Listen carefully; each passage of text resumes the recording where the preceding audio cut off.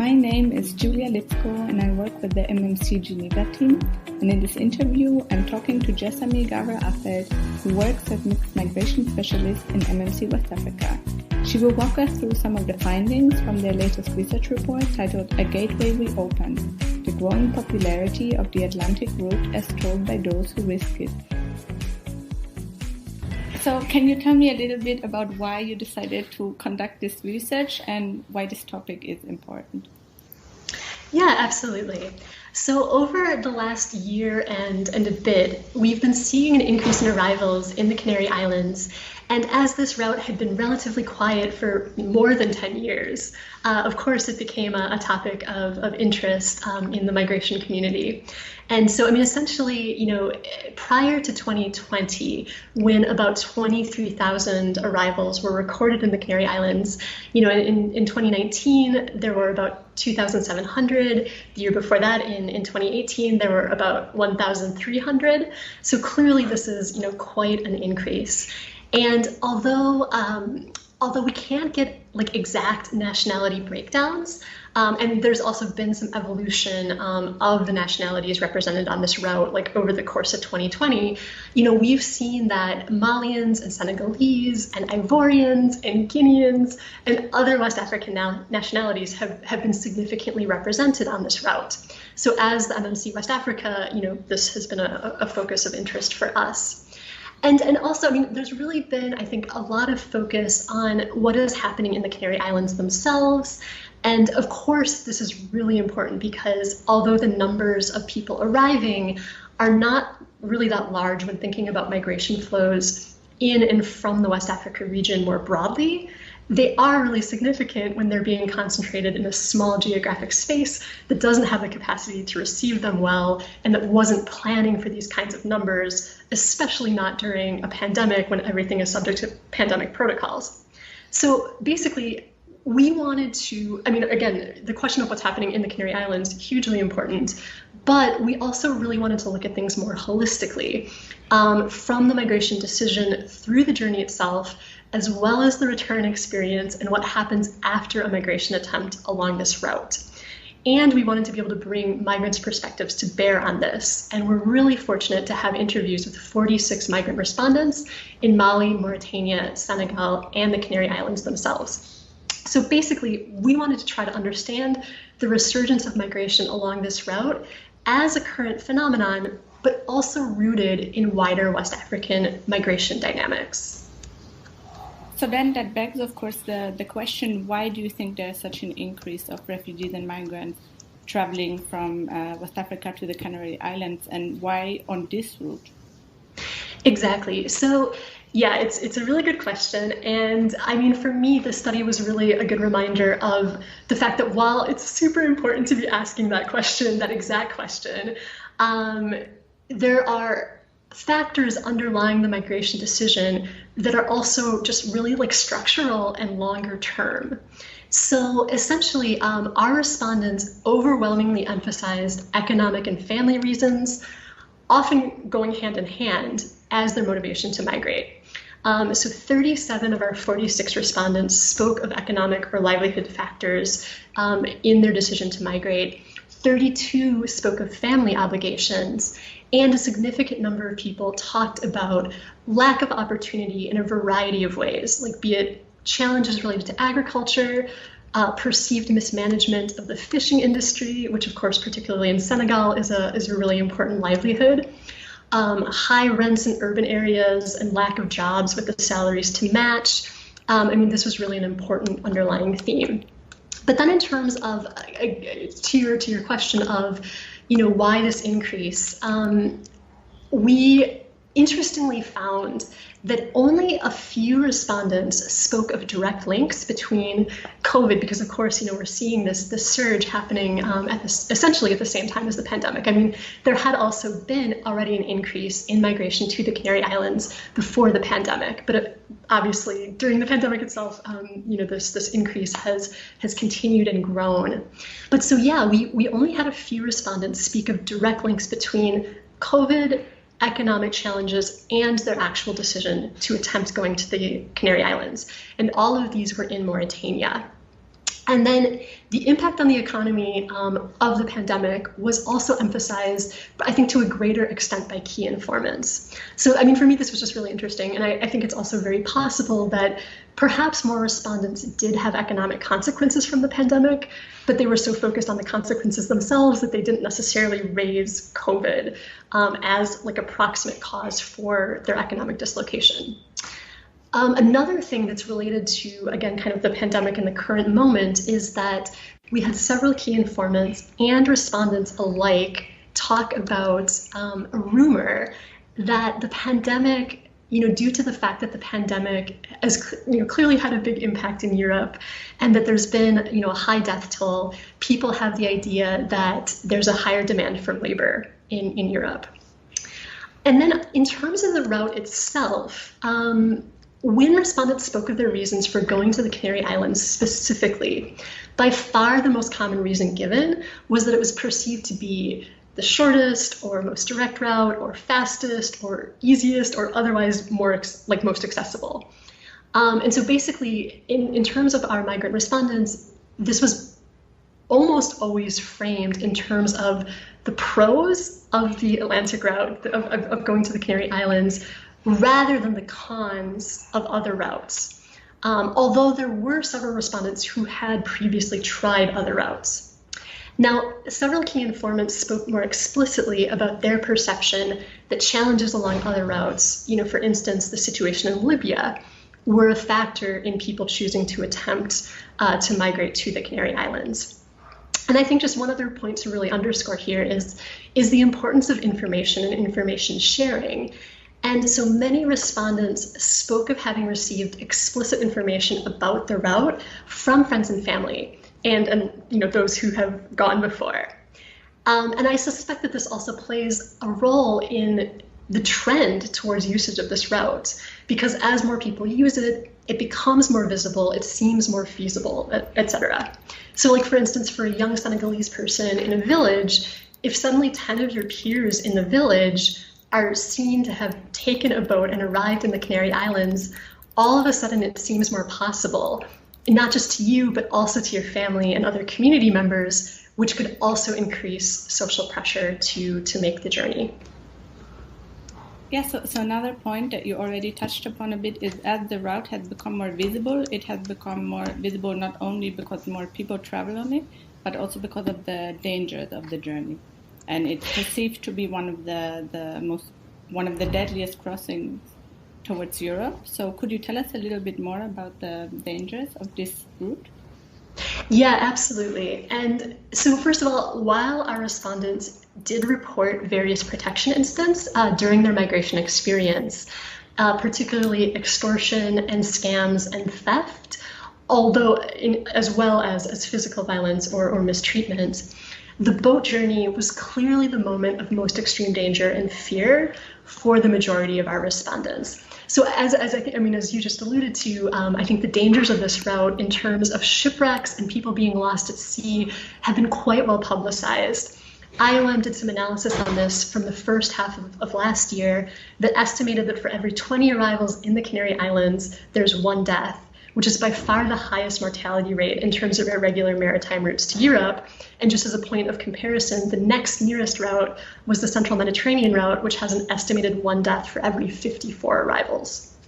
So, however, the testimony of our respondents really gives a whole new perspective on what it's like to be crammed into a small boat with 30 or 40 other people at sea for days. People spoke of salt water, coming into the boat and spoiling their supplies of food and water. And of course, there's no place to go more. At night, it's very cold and the sea is rough, and you may be feeling fish hitting against the boat or hearing strange noises, and it's hard to tell what's going on. And people are terrified. People get severely seasick. There are no toilet facilities. They're exposed to the sun and salt water. Dehydration is a major risk. So respondents and respondents also just spoke about how people on their boat could become so agitated that they were yelling or causing major commotions in the boat. And of course, there's no way to get away from that. So essentially, the health implications of the boat journey, I think both physically and also mentally, are very significant. And so it's really important that people have access to care after arriving on land. Yeah, so that's a great transition to my next question. So I wanted to ask, what is the situation like after people arrive on the Canary Islands? What awaits them when they disembark from the boats, provided that they make the journey? Right. Yeah, so and I mean, I think it's also important to, and maybe we'll talk about this a bit later, to address the situation of people who don't make it all the way to the Canary Islands. But I think that in terms of, arriving in the Canary Islands themselves, this is something that we've mostly heard about through key informants who are working in the Canary Islands. And it seems that although there are a lot of dedicated humanitarians, working there, the reception and screening system has been under enormous strain and hasn't been able to keep up. And of course, there also, clearly have been some major humanitarian problems, but I think that we won't really go into that. And I can say that, from our respondents who were interviewed in the Canary Islands, the humanitarian side of things didn't seem to be such a big issue for them. But so anyway, yeah, there's so much that can be said about the wider situation in the Canary Islands.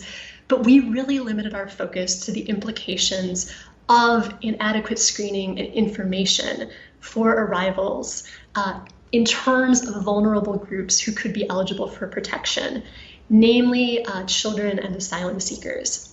So essentially, the screening process has been really basic and not systematically carried out with the presence of lawyers and interpreters. It seems like usually when people are arriving, lawyers and interpreters aren't present. So, who could be ensuring that arriving refugees and migrants really understand their rights or possible avenues for protection. So there's a risk that people under the age of 18 or would-be asylum seekers are being overlooked, which is of course problematic in itself, but even more so when you consider the fact that deportation seems to be a strategy that the Spanish government really favors, meaning that if people aren't identified as a minor or an asylum seeker, they could face deportation. So our focus here has been on deportations from the Canary Islands to Mauritania, which occur under the auspices of a 2003 readmission agreement between Spain and Mauritania, which allows for the return of third country nationals who are presumed to have transited via Mauritania. So there were several deportation flights at the beginning of 2020, and then they were halted due to COVID. And while I'm only aware of one other flight taking place in 2020 in November, Spain has been placing a rhetorical emphasis on deportations, and it has seemed very keen to avoid transferring people to the Spanish mainland. So already at the beginning of last year, there were reports of minors or asylum seekers not being identified and being deported. And since the circumstances of screening and reception in the Canary Islands have only become more challenging since that time, it seems that, should these deportations really pick up again, there's a real risk that children and or asylum seekers could be wrongly deported. And can you tell us a little bit more about what is the situation like for those who are deported? What situation do they face when they arrive back in West Africa? So let me first emphasize that in the deportation flights I'm aware of in 2020, only a handful of Mauritanian citizens were sent back. Rather, it's predominantly been Malians and other West African nationalities. Also, there does not appear to be any screening either in the Canary Islands to determine whether someone has really transited through Mauritania or not on their way to the Canary Islands, nor does such a screening take place in Mauritania when people are deported there. And this, of course, is actually like the legal basis for return, is that someone has transited through Mauritania. So essentially what happens is deportees are flown from the Canary Islands to Nouadhibou, a city on the northwest coast of Mauritania. They are then taken immediately to the borders with Mali and Senegal by Mauritanian authorities and left at the borders without further support. It appears that deportees are given some pocket money by the Spanish authorities in the Canary Islands prior to their flights, but they're not given any further support by the Mauritanian authorities and are left to make their own way home from the borders of Mali and Senegal. And another really important point to bring in here is I mentioned earlier that it's also important to consider people who don't make it all the way to the Canary Islands. And there have been significant numbers of people intercepted at sea off the coast of Senegal, also off the coast of Mauritania, which is where we were focusing. So approximately, well, at least 350 people in October and November of 2020. And these people are also taken by Mauritanian authorities and left at the Malian and Senegalese borders extremely quickly. So while there's some medical triage done by the Red Cross, and it seems like there have been improvements in how the disembarkation process unfolds for people who've been intercepted at sea, it's still hard for humanitarian actors to access these refugees and migrants for any kind of longer-term care and support. And there are concerns that since it's the authorities, it's the Mauritanian authorities who ultimately decide who may stay for medical treatment, and this generally just seems to occur in cases of very visible medical distress, there's concerns that there are people being, summarily expelled from Mauritania whose health is nonetheless, in a poor state. Again, something that came through very clearly in the experiences of our respondents was the physical and mental strain that the boat journey put them through. So clearly being in the difficult conditions of the boat journey and then being immediately expelled and left to make your own way home, from the borders could pose health challenges. You already mentioned a few of the experiences of some of the respondents that you interviewed, and it's clear that this research definitely centered around the perspective of those people who have risked the journey. And is there any particular story of someone that you've interviewed that really stuck with you, or any quote, any particular experience that you would like to share? Sure. So I think, of course, there are, all the stories are unique and interesting, and in many cases have some quite harrowing elements. But I have two quotes that I think kind of help encompass, again, sort of the holistic experience. So not focus so much on the actual journey itself, but a little bit more on like what comes before and what comes after. So I have a quote from a Gambian man who was interviewed in Mauritania, and he'd actually fallen victim to a scam on the part of a smuggler, and actually said that now he intends to migrate to Algeria. But he spoke a little bit just about his general motivations for migration.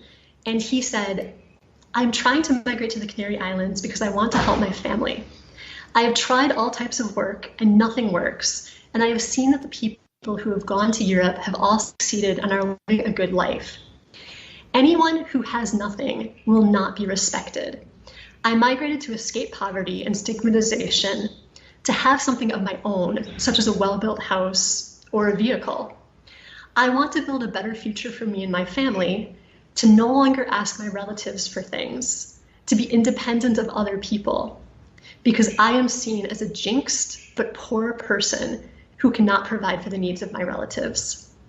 And I chose that quote because I feel like it really, in the words of one person, I think really encompasses a lot of themes that we were seeing across the interviews, and that multiple respondents, were saying things that were somewhat, along these lines. And then I also just wanted to highlight a quote from a Malian woman who had been in Mauritania for several years before attempting to go to the Canary Islands. So she actually made it to the Canary Islands and was returned. She was deported to Mauritania and then taken to the border and left at the border. And then she actually returned immediately to Mauritania after she was expelled to the border with Mali. Although, interestingly, she didn't go back to the same place because she feared the stigma that might meet her there, given the fact that her attempt to reach the Canary Islands, she did reach the Canary Islands, but she wasn't able to stay there. So her migration attempt ultimately wasn't successful. So she's speaking a little bit about kind of the aftermath of this experience. And she says, so far, I have not been able to accept this sad experience. This migration project has made me lose money that I would have used to do something else. I find myself starting all over again. Sleep has taken leave of me. I have lost the will of living. It is as if I carried the weight of the world on my shoulders. In other words, I am morally down, always anxious. I feel very revolted against myself and against nature that offers me the world upside down. And in this case, I felt like, again, this is something where it kind of brings together some themes that we were really seeing. This I think doesn't come through in her quotes, but as I mentioned, she was taken to the border with Mali, and then she immediately went back to Mauritania.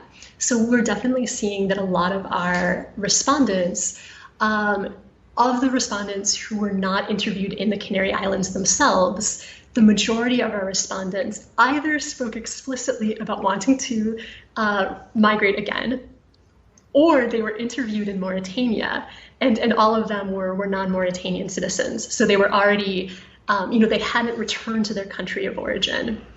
Or in some cases, both things were applicable. There were some people who were interviewed in Mauritania who also spoke explicitly about wanting to migrate again.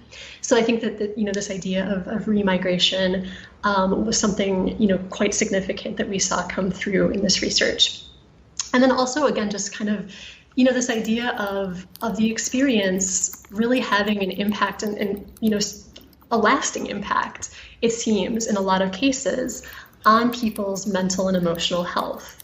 And these feelings of stigma and shame and feelings of not being able to go home empty-handed, which I think actually are relevant both in terms of remigration and also in terms of kind of lingering mental and emotional health implications.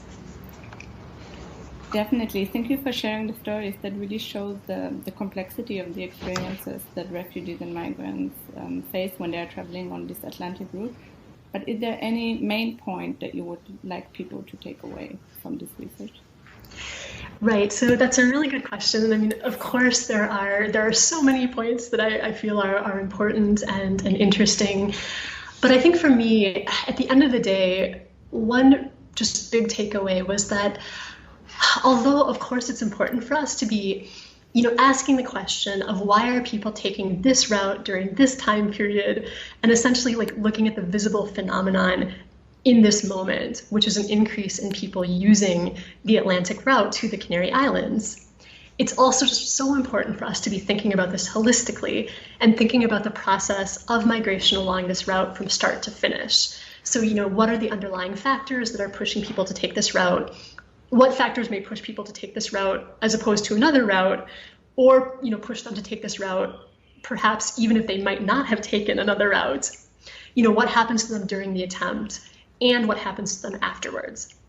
So basically, not to get so caught up in looking at the Canary Islands or the boat journey that we forget about the things that come before and after, which are also really important.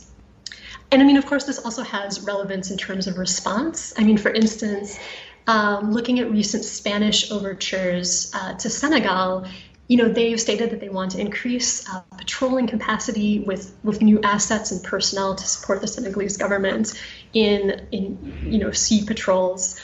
And this, of course, clearly doesn't address underlying causes, whereas attempting to expand circular migration pathways, which is also something that Spain has mentioned, that could be a much more productive approach to decrease demand for this route. So at the end of the day, I think, people know this is a dangerous route, but they keep using it. So clearly the migration drivers are strong. And I guess, I could just end by sharing one more quote from a Malian man who says, "The memory is solidarity, hope, understanding between migrants that erases the stress we have had during this adventure. Our country has to make arrangements so that we can find employment here. I think this will reduce the departure and migration. Otherwise, I am ready to return to realize my dream." That's very powerful. Thank you very much. Oh, it's a pleasure. Thank you, Julia.